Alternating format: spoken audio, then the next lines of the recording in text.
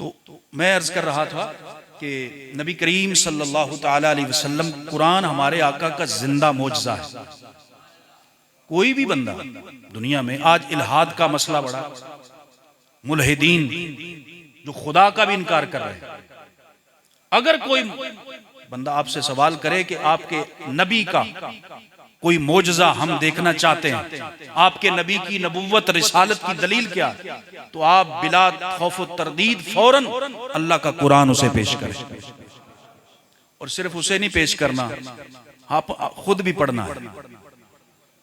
اللہ ہمیں بھی توفیق عطا فرمائے کہ ہم بھی قرآن پڑھیں اور قرآن مجید پڑھ کر اس کو سمجھیں، اور سمجھ کر پھر اللہ ہمیں عمل کی بھی توفیق عطا فرما دے۔ قرآن مجید برہان رشید تو ایسی اللہ کی عظیم کتاب ہے کہ جس کو جتنی مرتبہ پڑھا جائے اتنی مرتبہ لذت نہیں آتی، اتنی مرتبہ سرور نہیں آتا۔ تو میری آپ احباب سے گزارش ہے کہ ہم قرآن مجید برہان رشید کو جو اتنے محترم غلافوں میں لپیٹ کر رکھتے ہیں، تو ہمیں چاہیے کہ اس کو کھول کر پڑھا بھی کریں۔ اور نبی کریم صلی اللہ تعالی علیہ وسلم نے ارشاد فرمایا کہ من قرأ القرآن وعمل بما فیہ البس والداہ تاجا یوم القیامہ، جس نے قرآن پڑھا اور پڑھ کر اس پر عمل بھی کیا، تو فرمایا اس نے تو قرآن پڑھا اور پڑھ کر عمل کیا۔ یہ صرف پڑھنے کا ذکر نہیں ہوا بلکہ کس کا؟ عمل کا۔ وعمل بما فیہ، عمل بھی کیا، تو فرمایا البس والداہ تاجا یوم القیامہ، اس پڑھنے والے کے والدین کو قیامت کے دن تاج پہنائے جائیں گے۔ فرمایا اس کی روشنی سورج کی روشنی سے زیادہ ہوگی۔ لوگ کہیں گے یہ کیا، یہ محترم لوگ جو ہیں جن کو تاج پہنائے گئے ہیں یہ کون ہیں؟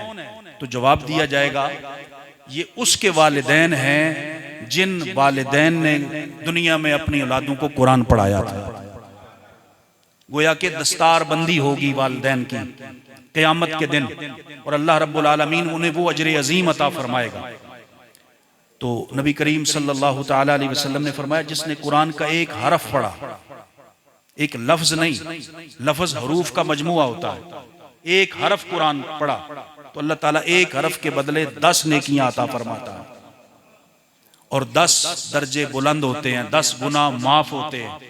نبی کریم علیہ السلام نے مثال کے ذریعے سمجھایا، فرمایا الف لام میم، اگر کوئی اتنا ہی پڑھ لیتا ہے نا تو اللہ تعالیٰ اسے 30 نیکیاں عطا فرماتا ہے۔